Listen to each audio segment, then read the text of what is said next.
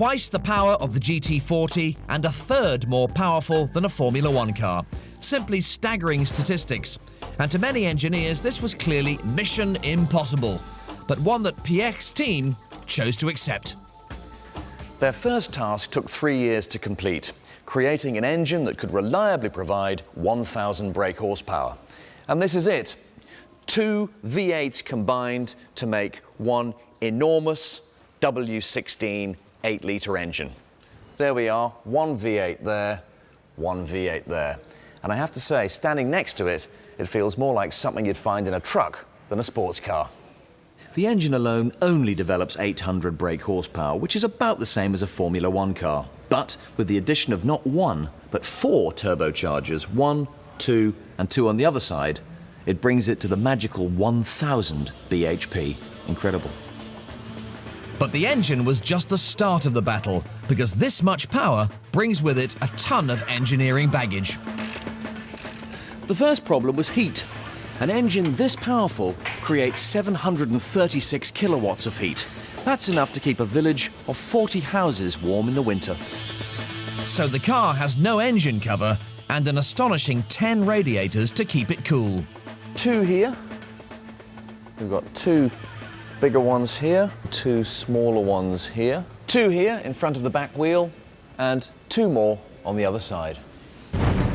In 2005, Piech's fantasy became a reality when his 1,000 brake horsepower car went into full production. And it's called the Bugatti Veyron, after Pierre Veyron, the last man to win Le Mans in a Bugatti back in 1939. This stunningly crafted vehicle is about more than just looks. Its massive engine propels it to 400 kilometers an hour, making it the fastest road car in the world by quite a distance. With a price tag of 1.1 million euros, excluding tax, it's certainly the most expensive.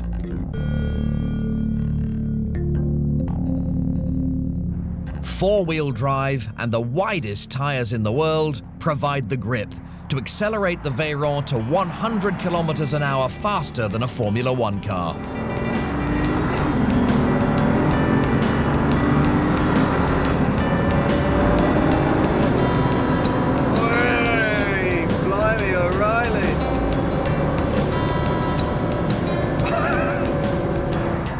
That's what 0 to 100 kilometers an hour in 2.5 seconds feels like. The Veyron actually changes shape depending on how fast you're going.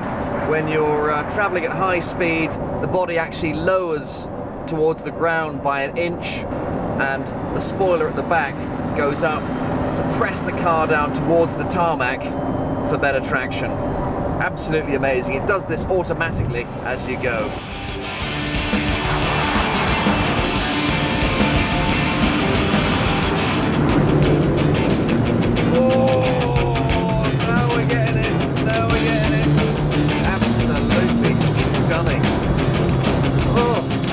Despite the 6-figure price tag, people are queuing up to buy the Veyron. Down payments have been received for 100 already, although Volkswagen are committed to stopping production when they reach 300. It may have something to do with the rumour that they lose 2 million euros on every one they sell. This is sensational. Oh, absolutely sensational. The Veyron was never built to make money. It's a showcase for Volkswagen, showing the world just how good they think their engineers are. And believe it or not, it's still a lot cheaper than running a Formula One racing team to generate publicity for your brand. It's difficult to say whether EB, Ettore Bugatti, would have actually liked the Veyron. It certainly fits with one of the great man's favourite phrases, "Nothing is too beautiful, nothing is too expensive." But he usually reserved that particular phrase for his luxury cars and not his sports cars. Oh, and apparently he couldn't stand Pierre Veyron.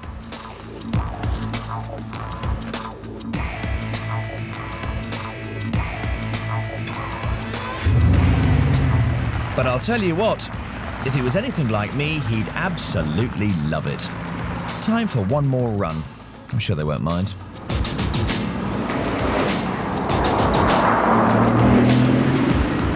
Now, I wonder which way Calais is.